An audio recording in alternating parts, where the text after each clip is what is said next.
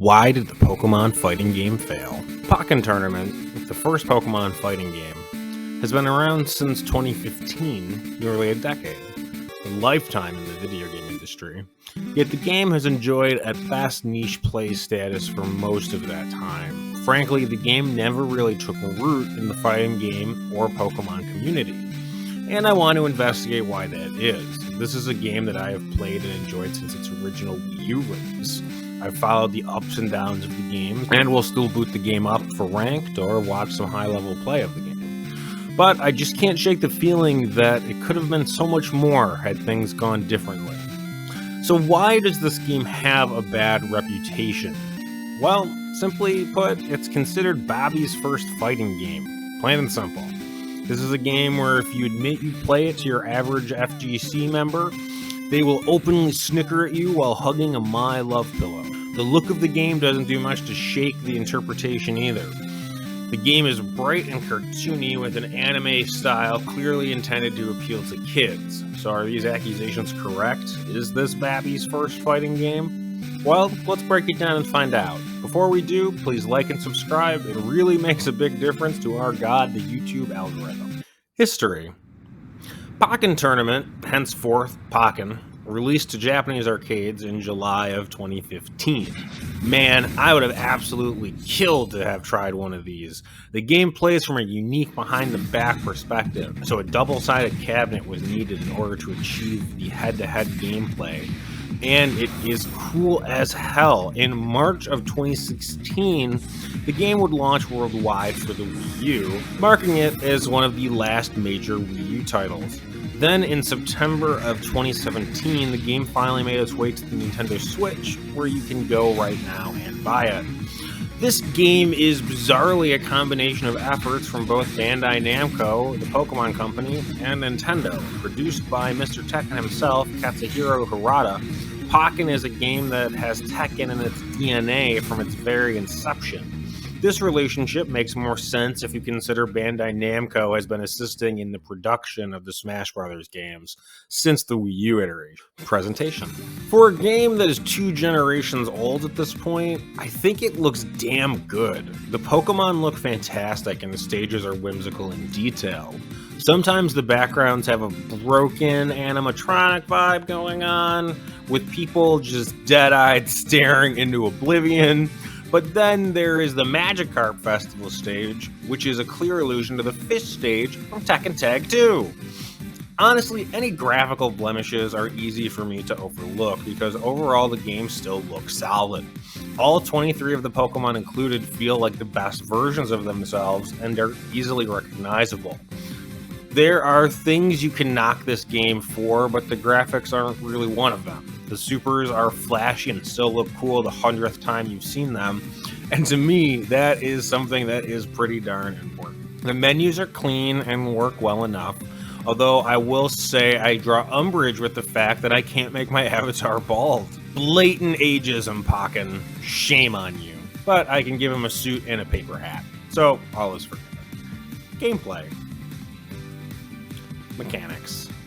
So the big mechanical gimmick for Pokken is that it is both a 3D arena fighter and a traditional 2D fighter. This is accomplished by the phase shift mechanic, which occurs after certain attacks, such as grabs or supers, connect. I know a lot of hardcore fighting fans were heavily split on this mechanic. Tekken players didn't like the 2D aspect, and Street Fighter players didn't like having to move in 3D. But I personally thought this was a brilliant idea. I had never seen anything like this system implemented in any fighting game. This is the first game I'm aware of to actually flesh out the mechanic. It provides a thrilling footsie experience in the mid and long range, with players being able to dodge around each other, constantly hurling projectiles and limbs. Then once a good hit lands, it switches to 2D, and the entire dynamic of the match changes.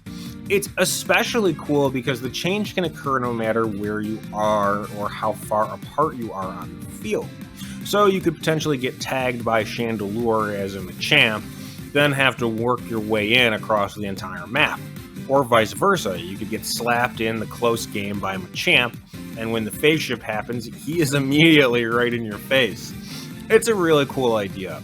I'm also glad they experimented with it in a whole new series, rather than try and shoehorn this into Tekken or Soul Calibur. The controls are pretty simple. The analog stick has full 360 movement when in arena mode. X performs a light attack, Y performs a heavy, B is jump, and A is your Pokemon special move. R trigger blocks. If you hit both triggers at the same time when your meter is full, you will go into a sort of super mode. Hit the triggers again and you will do your super attack. The other big thing that gives this game the stench of being for kids are attacks are literally color-coded. There is an attack triangle. If you're familiar with fighting games, you will definitely recognize it. Counterattacks are coded blue, grabs are green, and regular normals flash red when they beat a grab. Grabs are performed by hitting Y and B, and a universal counter for all characters is assigned to X and A together. So grabbing beats counters, counter beats normal, normal beats grab. This is essentially how every fighting game works. However, it is unusual for it to be called out and color-coded this way. I know a lot of players had very strong feelings about this mechanic and said it made the game feel too easy or it was clearly for kids. I can see where they are coming from to an extent, but the truth is that a system like this exists in every fighting game. They just aren't normally called out so explicitly to the point where it feels like a weapon triangle from Fire Emblem. I do think that color coding these attacks potentially makes the game more accessible to younger and newer players. I personally didn't think the coding was especially helpful, but I also didn't find it horribly distracting or a detriment either. I think this is one of those things that will just hit each person a little differently.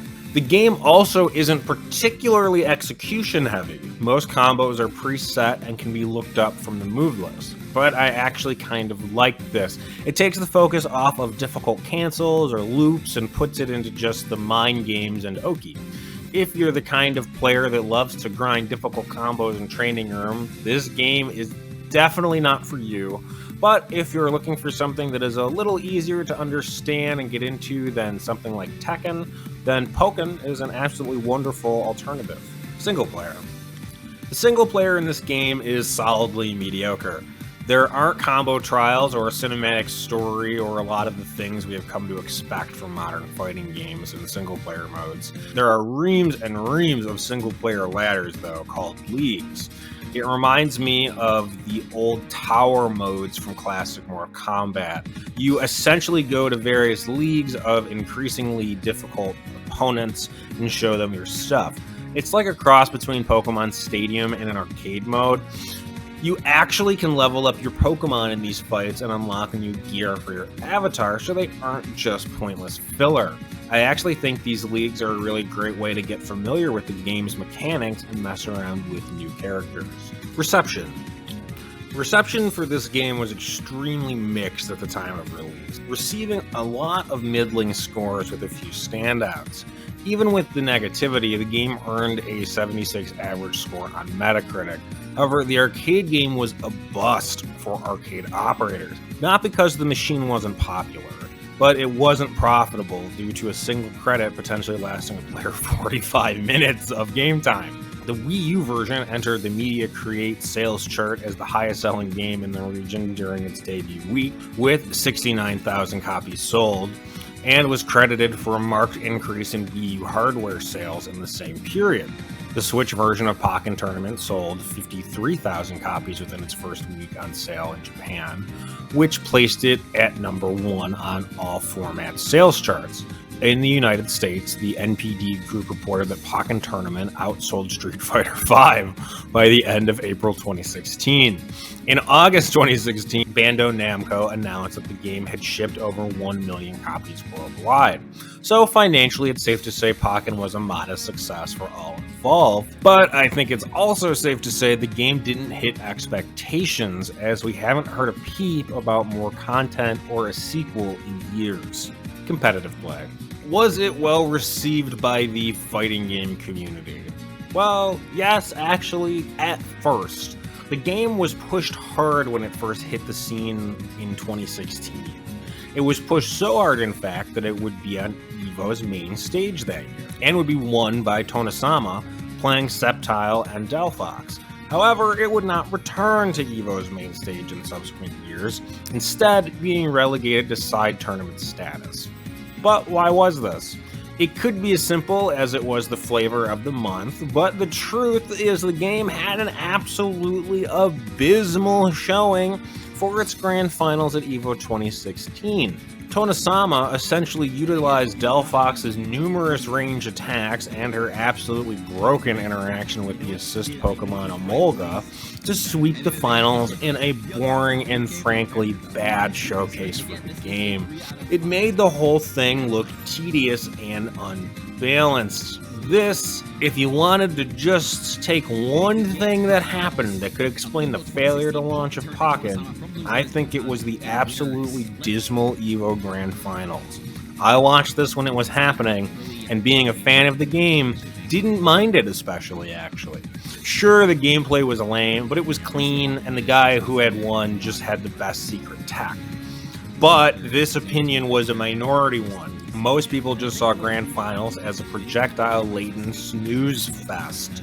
So even if players' first instinct that it was for babies was wrong, the actual game underneath looked to be a rotten zonathon, won through cheap interactions. Whether this accusation is true or not, this became the overwhelming narrative for the game leaving EVO 2016.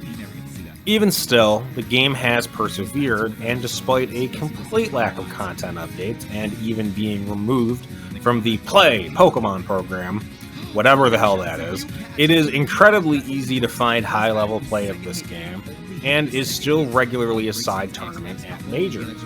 Personally, I would say that is a pretty huge success for a game that came out in 2015, and has gotten 2 new characters since then. Or I would say that if it wasn't Pokemon we're talking about. A game with this pedigree and money behind it, it would be pretty shocking if Pokken didn't at least have some kind of extended tournament life. Otherwise, it would have been a true disappointment. Also, the game still has an extremely active online scene. Yep, you can just go on your Switch right this minute and get a game. Here is me doing it right now. It is incredibly rare for a game of this vintage coming out on the Wii U originally, for Christ's sakes, to still be this active online. Hell, I can't get a game of literally any King of Fighters or Soul Calibur on anything other than weird indie programs online. So that, my friends, is one hell of a statement about the quality of this game. Personal bias and nostalgia. I am a child of the 90s, and as such am a Pokemon kid for sure. I wouldn't say I'm still an active fan or anything, though. Despite having purchased into most Pokemon generations, I don't think I've been impressed with the actual quality of a Pokemon game since X and Y on the 3DS. Scarlet and Violet were the straw that broke the camel's back for me personally. I just don't think I can keep giving my money to a company that can't be bothered to fix bugs like this before shipping a game. But we aren't here to litigate problems with Scarlet and Violet. Back in 2015, I would say that I had a significantly more positive opinion about Pokemon. I was an active member of the FGC and welcomed the thought of a new game that happened to be Pokemon themed. I mean, the Tekken team was making it. How bad could it be? I was also one of the few, the proud, the Wii U owner, so Pokken was essentially the last big release for the system I cared about. Also, Street Fighter V was really and truly bumming me out around this time, so a new game was a welcome distraction. I ended up sinking hundreds of matches into the original release on Wii U and would rate it as one of the very best games for the system. If this was the game that was going to turn off the lights on the system, it could have been a hell of a lot worse. Then I was ecstatic when I found out they were bringing the game to the Switch. It wouldn't be dead. I bought the game day one, and while I didn't play it as voraciously as I had played the Wii U version, having a full-time adult job by then, I enjoyed it all the same. Fast forward to today, and I still love this game. Every time I come back to it, it feels like a warm handshake from an old friend. If you haven't played this game, and you have a Switch, and are the slightest bit interested, I just can't recommend this game enough. If it's so great, why did it fail? Well, let's break it down. Whenever I think of success for a fighting game, I think of both casual and competitive success. Mortal Kombat is the best-selling fighting game franchise in history, and like 2.5 of those games are competitively viable. But people are still playing Street Fighter II Super Turbo competitively from 1994. Why competitive success eluded this game, I think, is twofold. I just cannot overstate how much harm the EVO 2016 showing did to this game. It wouldn't be clear to me until the following weeks, but I really think that this grand final shot a hole through the heart of any long-term FGC aspirations this game held. Short of a major re-release and a push from the developers, something that would never come, members of the FGC just wrote off Pokken entirely after that grand finals. The other big reason is that logistically Pokken is a pain in the ass. Because of how the game plays, you can't have two players on the same screen. You need two screens, two systems, and a link cable. This essentially doubles what every tournament organizer would need in order to run any kind of event.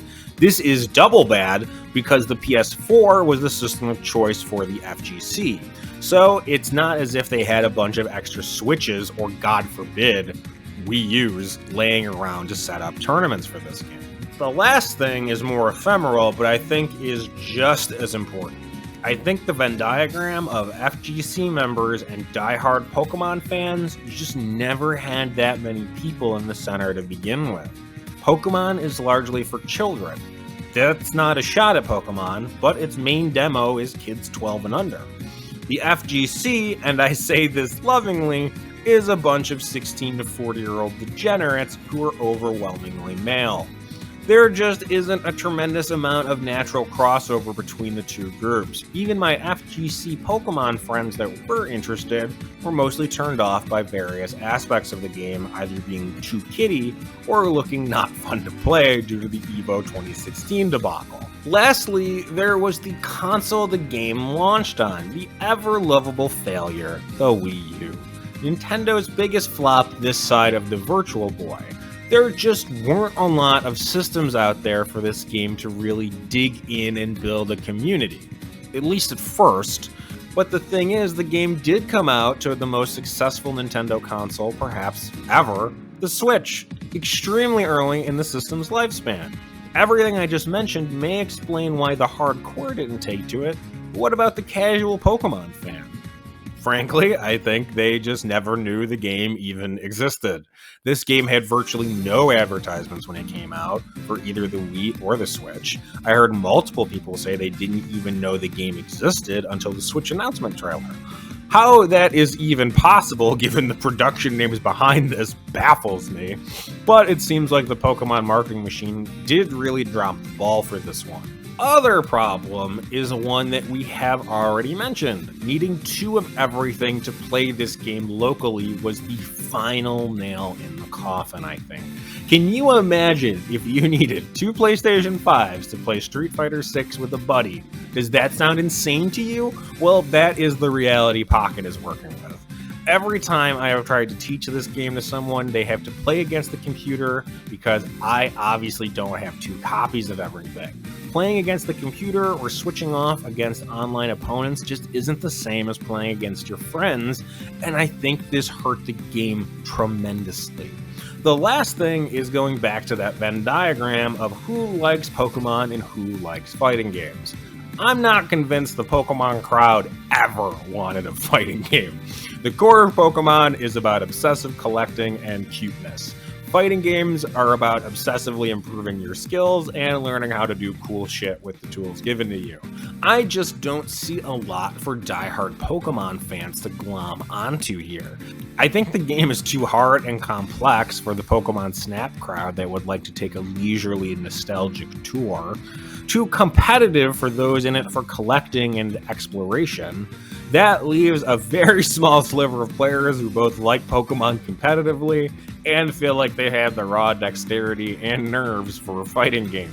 In a nutshell, I think that is why this game failed to live up to those who made it and the community's expectations. It wasn't punk enough for fighting games, and it wasn't Pokemon enough for the casuals, leaving it in this kind of weird orphaned no-man land where it lingers on because it's actually a really damn good game. I would suggest you check it out sooner rather than later if you are all interested. I think this game's days are likely numbered. It's a miracle it still has a player base at all, but once the successor to the Switch comes out, that seems highly unlikely. So give this one a chance while there is still a pulse to feel and see what you think about Pokken Tournament. If you enjoyed, please like and subscribe. If there are other retro gaming topics you would like to see me cover, please post them in the comments. This is Retro Remy, signing off. See you later, friends.